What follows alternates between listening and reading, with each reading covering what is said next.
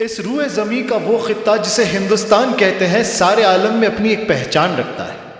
اس بر صغیر کے دشت و جبل، بیاباں و شہر، ندیاں اور نہر کو اگر قوت گویاہی عطا ہو جائے تو ایسے واقعات تاریخ کی تاریکیوں سے نکل کر آئیں گے جسے سن ہم ہمارے آباء و اجداد پر فخر کریں گے، ان کے لیے دعا کریں گے اور ان کے جذبے اور ان کے احساسات پر ناز کریں گے۔ انگریزی ظلم اور بربریت کے خلاف آزادی کی جد و جہد کا دور ایک ایسا دور تھا جس میں بلا مذہب و ملت کے تفرق ہندوستانی اپنے فریضہ حب الوطنی کو بخوبی نبھا رہے تھے۔ چاہے ہندو ہو، مسلمان، سکھ یا عیسائی، سب کے سر بس ایک ہی جنوں سوار تھا: آزادی، اپنے مادر وطن کو غلامی کی زنجیروں سے آزاد کرنا کسی بھی قیمت پر۔ تحریکیں چلائی گئی، منصوبے بنائے گئے اور ہر ممکن کوشش آزادی کے متوالوں نے کی اس طاقت سے، اس حکومت سے ٹکر لینے کی جہاں سورج کبھی نہیں ڈوبتا۔ ایسی ہی ایک تحریک جسے شاید ہم بھولتے جا رہے ہیں، وہ منصوبہ جس کا راز جب فاش ہوا تو انگریزوں کے پیروں تلے زمین نکل گئی، جس کی تشکیل حق کے علمبردار ہندوستان کے علماؤں نے کی تھی، وہ تحریک تھی ریشمی رومال تحریک، جسے انگریزوں نے دی سلک لیٹر کانسپریسی کہا۔ آئیے آپ سب کا تعارف ایک ایسی تحریک سے کروائیں جس کا ذکر بہت کم ہوا ہے۔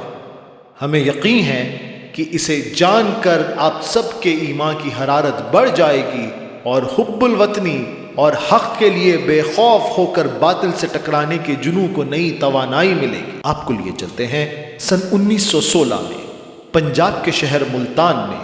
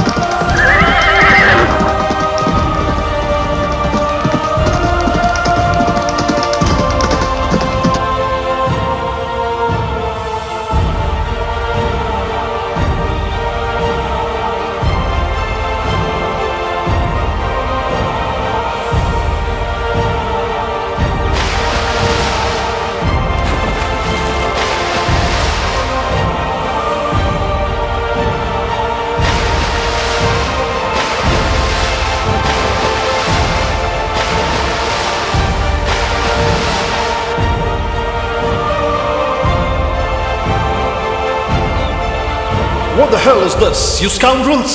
کیا تم دیکھ نہیں سکتے کہ میں ایک اہم کام میں بزی ہوں؟ کیا تماشا ہے یہ؟ What's the fuss about? I beg your mercy, sir. I am sorry for disturbing you. مگر کیا؟ Speak up, will you? اپنا منہ کھولو اور جلدی بکو۔ سر، یہ آدمی عبدالحق ہے، ہم نے اسے دبوچا۔ یہ کابل سے سفر کر رہا تھا۔ جب اس کی تلاشی لی گئی تو صاحب اس کے کوٹ سے کیا نکلا؟ افیم، چرس؟ نہیں سر، اس آدمی نے اپنی کوٹ کی لائننگ میں یہ 3 ریشمی رومال سلوائے اور یہ انہیں پہنچانا چاہتا تھا سر۔ یہ قاصد ہے، ہی از اے میسنجر سر۔ میسنجر؟ وہ بھی سلک کلاتھ میسنجر؟ لو لیٹرز؟ سر نہیں سر، یہ خط اردو، وہ بھی فصیح اردو میں ہے، اور اس میں لکھا ہے کیا لکھا ہے؟ لکھا ہے کہ انگریزی حکومت کو بر صغیر سے مٹانے کا منصوبہ بن چکا ہے۔ an end to the British Empire in India. End to the British Empire? It seems like a joke. یہ بھوکے ننگے لوگ اس حکومت سے ٹکرائیں گے جس حکومت میں سورج کبھی نہیں ڈوبتا. You rascal! The sun never sets in the British Empire. Officer, call for Marcia. Ask him to investigate. اچھی طرح سے جانچ کرنے کا حکم دیا جائے. اور تو ریشمی رومال، ہاں؟ مجھے تو یہ مذاق لگ رہا ہے. جن کے پاس نہ ہتھیار ہے، نہ اوزار ہے، نو ویپنز، نو مین، وہ ہم سے ٹکرائیں گے. بلاری بیگرز! باطل سے لڑنے کے لیے تو کیا جانے ہے گوری چمڑی. نہ تو ہتھیار چاہیے، نہ ہی اوزار. بس دل میں ایمان کی روشنی چاہیے. حق تعالی شانہ پہ کامل بھروسہ چاہیے. یہ آزمائش کا وقت ہے. میرا رب یقیناً مدد کرے گا. ہم نے دیکھا ہے 313 کا سینکڑوں پر غالب ہونا. تکلیف اس بات کی ہے کہ میں اس راز کو چھپا نہ سکا. اے اللہ مجھے معاف کر دے. یہ خاکسار سے یہ گناہ عظیم ہو گیا. تو گواہ رہنا میرے رب کہ میں نے نہ تو اپنی قوم سے نہ اپنے ملک سے غداری کی. اگر میرا مستقبل زندان کی قید ہے اور تو اس سے راضی ہے تو اے رب میں بھی اس سے راضی ہوں. چاہے یہ ظالم مجھے کالا پانی کی سزا ہی کیوں نہ سنائے، نہ میں معافی مانگوں گا نہ ان کے آگے جھکوں گا. میرا قلب روشن ہے شمع محمدی کی روشنی سے. باطل کے آگے نہیں ڈگمگاؤں گا. نصر من اللہ وفتح قریب.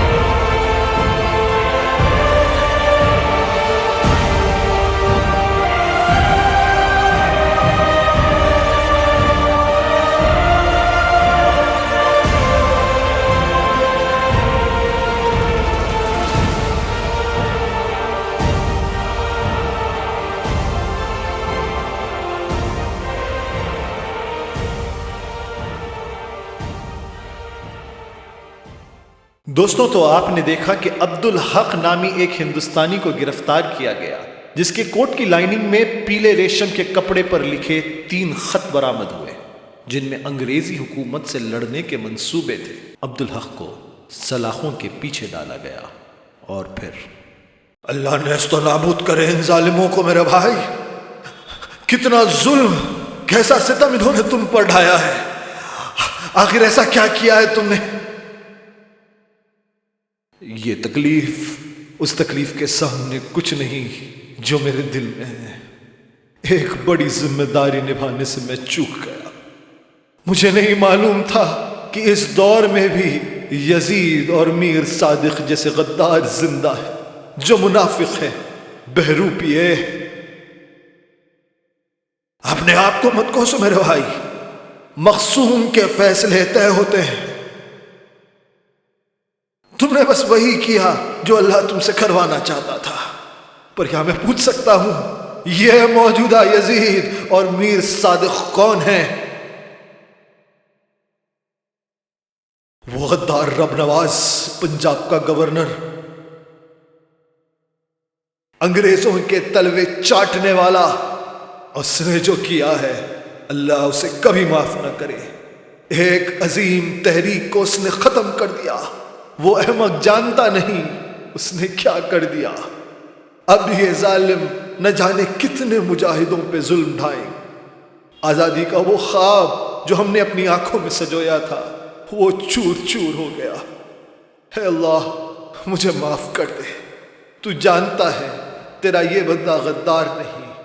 ریشمی رومال کی تحریک، وہ تحریک جو تیرے وفادار بندوں نے چھیڑی تھی، وہ ختم ہوتی دکھ رہی ہے میرے رب۔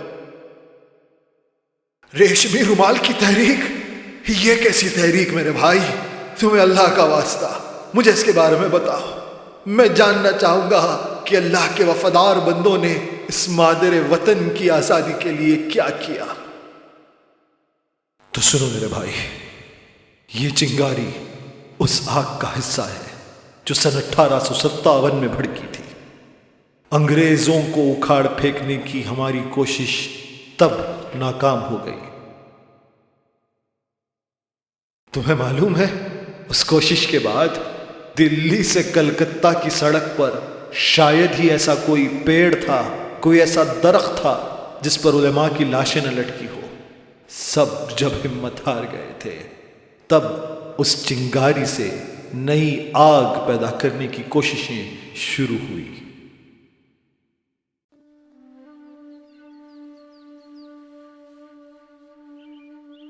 حضرت، 1857 کے بعد ہم پر بڑے ظلم ڈھائے جا رہے ہیں۔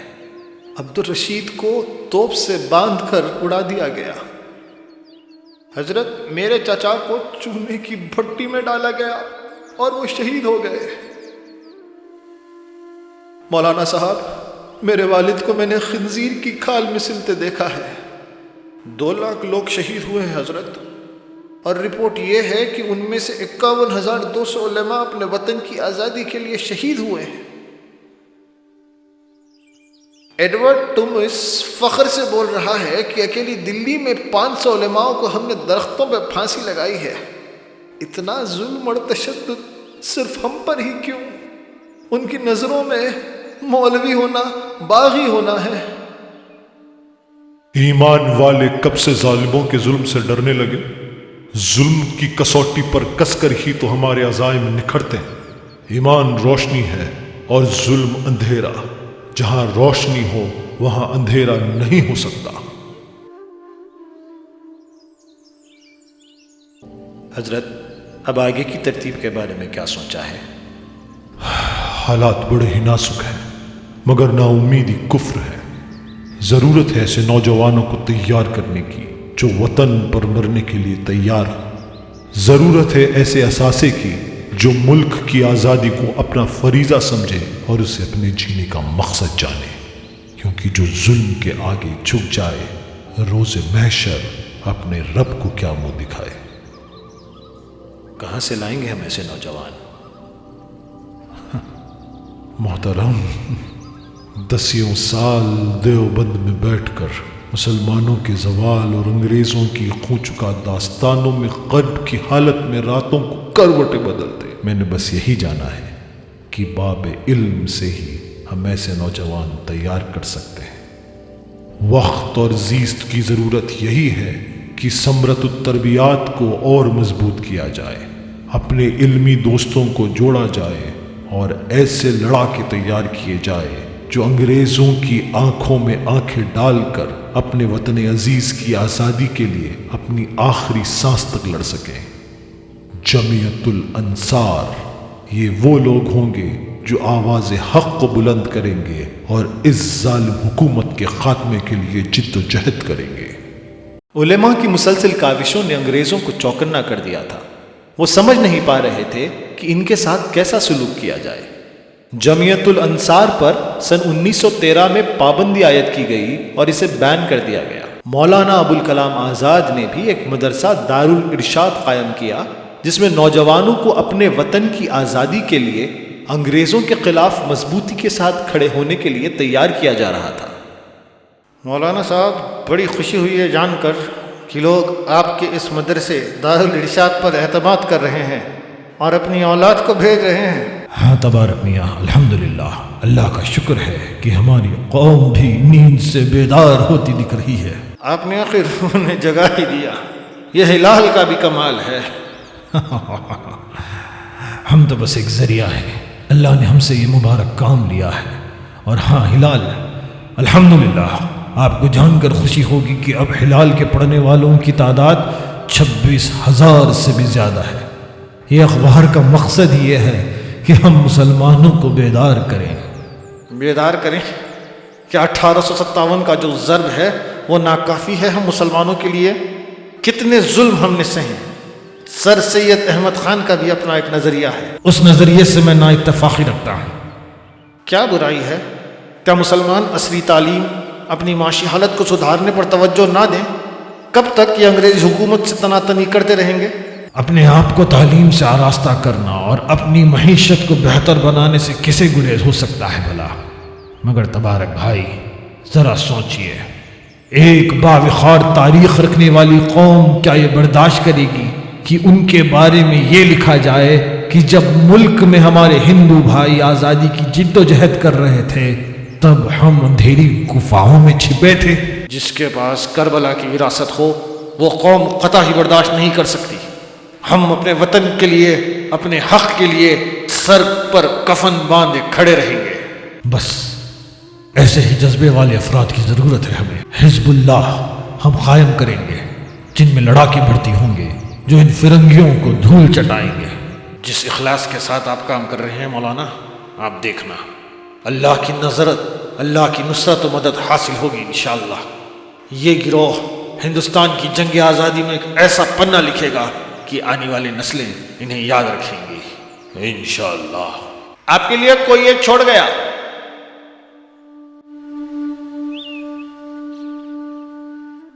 جیسا کہ کہا گیا جمعیت الانصار پر پابندی لگائی گئی، مگر ایسی پابندیوں سے مجاہدوں کے حوصلے کہاں پست ہونے والے تھے۔ مولانا محمود حسن رحمۃ اللہ علیہ اور مولانا عبید اللہ سندھی نے دلی میں پھر ایک نئی تنظیم کھڑی کر دی جس کا نام نظارت المعارف تھا۔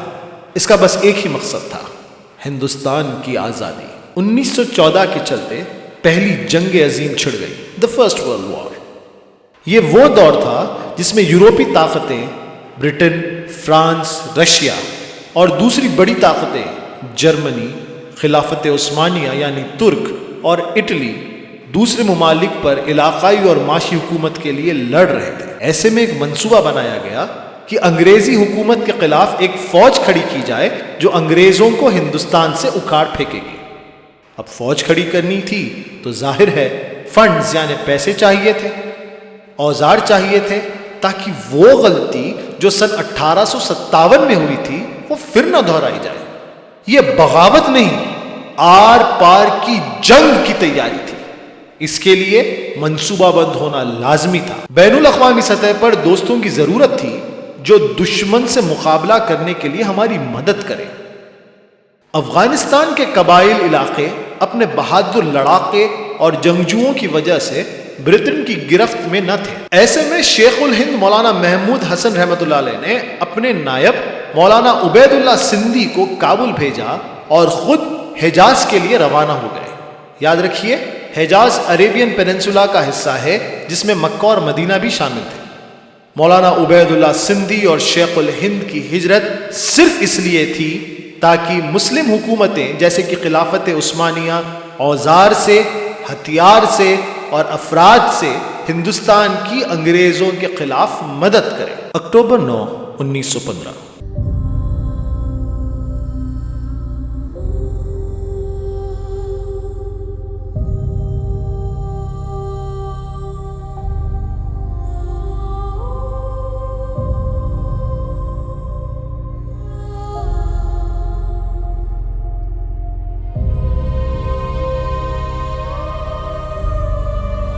شیخ الہند مولانا محمود حسن برادہ وہ آئے ہیں اور آپ سے ملنا چاہتے ہیں۔ اور اسے گلاگت بڑے احترام کے ساتھ لے آؤ۔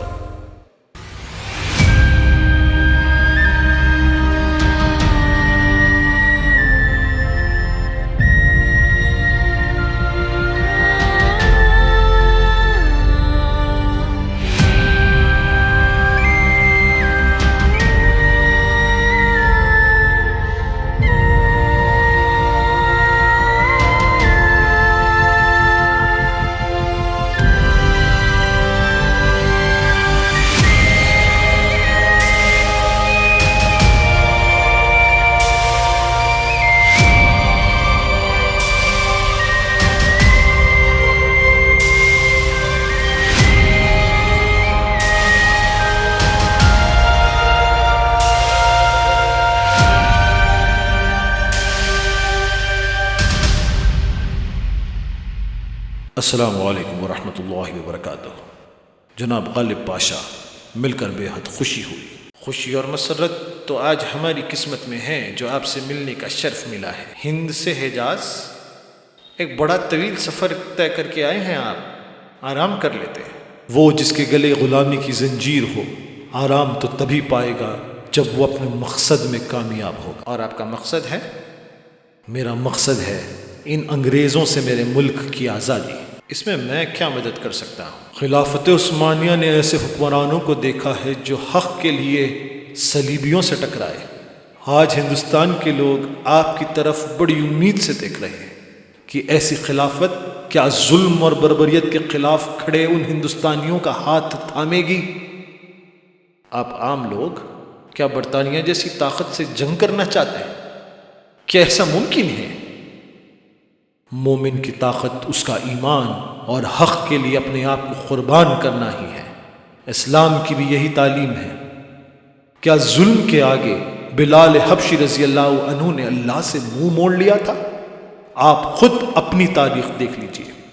کیا خلافت عثمانیہ حق کا ساتھ دے گی؟ انشاءاللہ۔ مگر آپ یہ بتائیے، آپ کی تیاری کیا ہے؟ ہمارے نائب مولانا عبید اللہ سندھی افغانستان پہنچ گئے۔ ان کی ملاقات امیر حبیب اللہ خان سے ہو چکی ہے۔ الحمدللہ۔ ایک عارضی حکومت بنانے کی تیاری ہے اور انگریزی دشمن ممالک کو مشن بھیجے جانے کا منصوبہ بھی ہے۔ ہمیں آپ کی نیت پر نہ ہی آپ کے منصوبوں پر کوئی شک ہے۔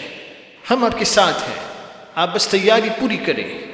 ظالم کے خلاف آپ کی لڑائی میں اللہ کی مدد کرے۔ جی شکریہ۔ ایک طرف شیخ الہند حجاز میں ترکی سے معاہدہ کر رہے تھے تو دوسری طرف مولانا عبید اللہ سندھی افغانستان میں قبائلیوں کو جوڑ رہے تھے اور ایک عارضی حکومت کھڑا کی جا رہی تھی۔ راجہ مہندر کو اس عارضی حکومت کا صدر بنایا گیا، اور یہ جواب ہے ان ناسمجھ لوگوں کو جو اس تحریک کو مذہب کے چشمے سے دیکھتے ہیں کہ ایک ہندو راجہ کی صدارت میں حکومت بنی تھی۔ یہ صرف ملک کو انگریزوں سے آزاد کرنے کے لیے تحریک چلائی گئی تھی۔ آئیے دیکھتے ہیں۔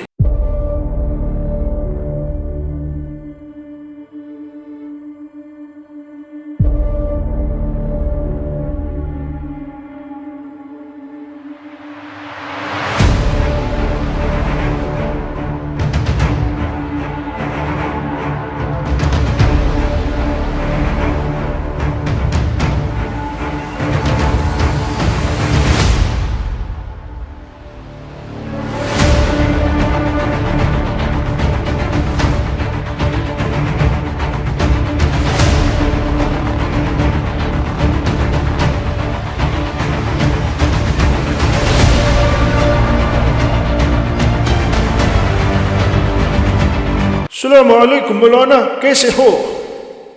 وعلیکم السلام۔ اللہ کا شکر ہے، زندہ ہوں اور آزاد ہونا چاہتا ہوں۔ انشاءاللہ۔ مگر مولانا، اپنی زندگی بھر کی کمائی کیا داف پر لگا کر آئے ہو؟ ایمان والوں کو پیسے سے کیسی محبت؟ جب نیت صاف ہوتی ہے اللہ عز و جل ہی راستے بناتے ہیں۔ اللہ مولانا آزاد کو جزائے خیر دے کہ حاجی سیٹھ عبداللہ صاحب سے انہوں نے 5000 روپیوں کا بندوبست کروایا۔ آمین۔ مگر کیا مولانا آزاد وہ بھی آپ کے ساتھ ہیں؟ جی بالکل۔ مولانا آزاد کے علاوہ محمد علی جوہر، فرنگی دہلوی اور دیگر جانباز مجاہد آج جنود ربانیت سے جڑتے جا رہے ہیں۔ جنود ربانیت؟ کیا یہ آپ کی فوج ہے؟ بجا فرمایا آپ نے۔ اس کے کمانڈر شیخ الہند مولانا محمود حسن ہیں، جو فی الحال حجاز میں مقیم ہیں اور خلافت عثمانیہ سے انگریزوں کے خلاف اس جنگ کے لیے رابطہ پیدا کر چکے ہیں۔ لیفٹیننٹس، کرنلز اور دیگر عہدیداران بھی اپنے فریضے سے بخوبی واقف ہیں۔ اللہ آپ کو کامیابی بخشے۔ مجھے یقین ہے کہ پشتو قوم کے لڑاکے اور امیر عبداللہ آپ کا ساتھ دینے کے لیے راضی ہوں گے۔ ظلم کے خلاف پوری طاقت سے لڑیں گے۔ اللہ اکبر، اللہ اکبر، اللہ اکبر، اللہ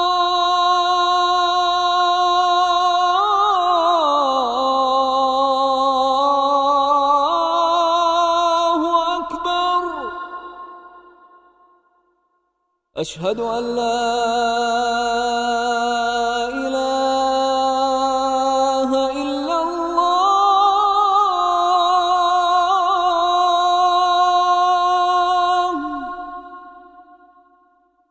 أشهد أن لا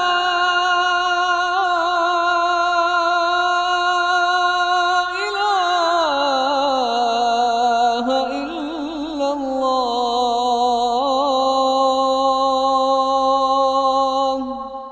اور اس طرح مولانا عبید اللہ سندھی نے افغانستان میں اور شیخ الہند مولانا محمود حسن نے حجاز میں تیاریاں شروع کر دی تھی. مولانا آزاد نے بھی حزب اللہ میں تقریباً 1800 لڑاکے جوڑ لیے تھے. جرمنی اور اٹلی سے بھی مالی امداد اور ہتھیار کا تیقن مل چکا تھا. تاریخ میں یہ بھی آیا ہے کہ عورتوں نے اپنے زیور بیچ کر، تاجروں نے اپنے منافعوں کو ٹھوکر مار کر اس تحریک میں امداد کی. مولانا عبید اللہ سندھی نے اپنے قاصد عبد الحق کو طلب کیا اور ریشمی کپڑوں پر لکھ کر 3 خطوط ان کے حوالے کیے.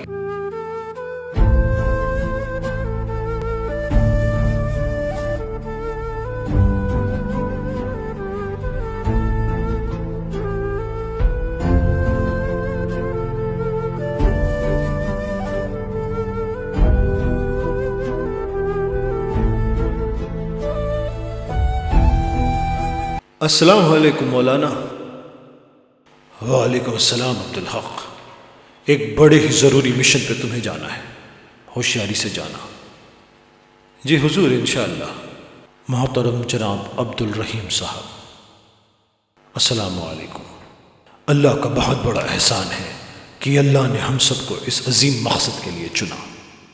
منصوبوں اور تیاریوں کی تفصیلات شیخ الہند مولانا محمود حسن دامت برکاتہ کو، جو اس وقت مدینہ منورہ میں مقیم ہیں، ان تک پہنچانے کی ذمہ داری آپ کو دیتے ہوئے میں آپ کو اللہ کی نگہبانی اور حفاظت میں اس مقدس تحریک میں شامل کرتا ہوں. یہ 3 پیغاموں کو آپ کو پہنچانا ہے عبد الرحیم کو، جو حیدرآباد سندھ میں ہے، اور ان سے جواب لے کر آپ کو کابل آنا ہے. جی انشاءاللہ. ہوشیاری سے جانا، یہ لوگ ہم ہی پر نظریں گڑائے بیٹھے ہیں. جی انشاءاللہ. تو اس طرح عبد الحق کابل سے یہ 3 خطوط اپنے کوٹ کی لائننگ میں سلوا کر حیدرآباد سندھ کے لیے روانہ ہوئے اور راستے میں ملتان میں گرفتار ہو جاتے ہیں. میں اپنی ذمہ داری نہیں نبھا سکا میرے دوست، میں اپنی ذمہ داری نبھا نہیں سکا. اب نہ جانے یہ ظالم آزادی کے متوالوں پر کتنا ظلم کریں گے. اے اللہ ہمیں ایسی قوت عطا کر کہ ہم فرنگیوں کے ظلم کے آگے جھکے نہیں. موت تو برحق ہے، پر یا رب تیرے حضور آئے تو تیرے وفادار بن کر آئے. حوصلہ اور ہمت دے یا رب، ان کے ستم کے آگے ہماری ہمت کو پست نہ کر. خبر ملی ہے شیخ الہند کو گرفتار کر مالٹا کی جیل میں رکھا گیا ہے. تقریباً 222 گرفتاریاں ہو چکی ہیں. تحریک تو ختم ہو چکی ہے. تم انگریزوں سے معافی مانگ لو، شاید تمہارے ساتھ نرمی ہو جائے. انگریزوں سے معافی؟ اپنے رب کو کیا منہ دکھاؤں گا؟ میں معافی نہیں مانگوں گا. ان کی آنکھوں میں آنکھیں ڈال کر کہوں گا تم ظالم ہو، یہ میرا وطن ہے اور میرے جسم کی بوٹی بوٹی کر دو. آواز تو بس یہی نکلے گی، یہ میرا وطن ہے، یہ میرا وطن ہے. آزادی لے کے رہیں گے، حق کے لیے لڑتے رہیں گے. ہم حق کے نشاں ہیں دنیا میں، باطل کو گرا کر دم لیں گے. جو سینہ دشمن چاک کرے، باطل کو مٹا کر خاک کرے. یہ روز کا قصہ پاک کرے، وہ ضرب لگا کر دم لیں گے. ارباب حکومت سے کہہ دو یہ عزم کیا ہے ہم سب نے، جو حق کے مقابل آئے گا ہم اس کو مٹا کر دم لیں گے. یہ بات عیاں ہے دنیا پر، ہم پھول بھی ہیں تلوار بھی. یہ بزم جہاں مہکائیں گے یا خون میں نہا کر دم لیں گے. جس خون شہیداں سے اب تک گل رنگ ہوئی ہے یہ سرزمین، اس خون کے قطرے قطرے سے طوفان اٹھا کر دم لیں گے. اس دیش کے ذرے ذرے کو ہم اپنے خون سے سینچیں گے. اللہ کی قسم اس دھرتی کو گلزار بنا کر دم لیں گے، گلزار بنا کر دم لیں گے۔ ہندوستان زندہ باد، ہندوستان زندہ باد، ہندوستان زندہ باد۔ سن 1917 سے 1920 تک مولانا محمود حسن مالٹا میں بامشقت قید میں رہے۔ جب 1920 میں وہ ہندوستان آئے تو بمبئی کی بندرگاہ پر سینکڑوں لوگوں نے ان کا استقبال کیا۔ وقت کا تقاضا یہ تھا کہ اب لڑائی اہنسا کے راستے پر چل کر ہی کی جائے۔ مولانا محمود حسن نے مسلمانوں کو گاندھی جی کے ساتھ نان کوآپریشن موومنٹ میں ساتھ دینے کی اپیل کی۔ کئی فتوے دیے گئے کہ مسلمان کانگریس کے ساتھ نان کوآپریشن موومنٹ میں شریک ہو۔ اب انگریزوں کے خلاف ہندو مسلمان مل کر لڑ رہے تھے۔ مولانا آزاد جیسے قابل اکابرین مسلمانوں کو گاندھی جی کے ساتھ جوڑ رہے تھے تاکہ اس ملک سے انگریزوں کا صفایا ہو۔ تاریخ کے اس حصے کو آپ تک پہنچا کر ہم خراج عقیدت پیش کر رہے ہیں ہر اس شخص کو، ہر اس جانباز کو جس نے ہندوستان کو آزاد کرانے میں جد و جہد کی۔ آزادی کے 75 سال بعد ہمیں چاہیے کہ ان کی قربانیوں کو فراموش نہ کریں اور مل جل کر ملک کی ترقی اور بقا کے لیے کام کریں۔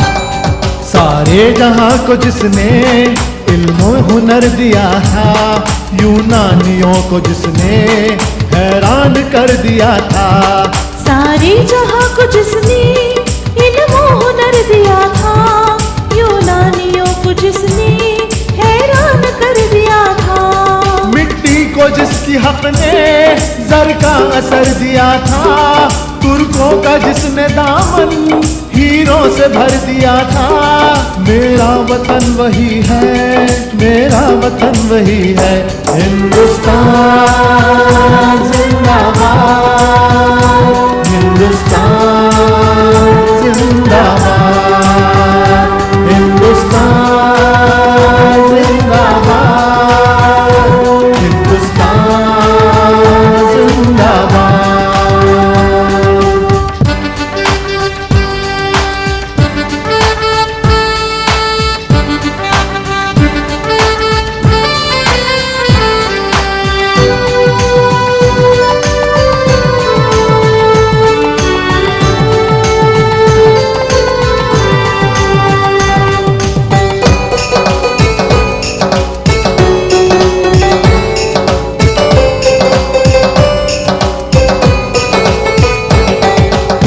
تھے جو ستارے فارس کے آسماں سے، پرتاب دے کے جس نے چمکائے کہکشاں سے، ٹوٹے تھے جو ستارے فارس کے آسماں سے، پرتاب دے کے جس نے چمکائے کہکشاں سے، وحدت کی لے سنی تھی دنیا نے جس مکان سے، میرے عرب کو آئی ٹھنڈی ہوا جہاں سے، میرے عرب کو آئی ٹھنڈی ہوا جہاں سے، میرا وطن وہی ہے، میرا وطن وہی ہے، ہندوستان زندہ باد،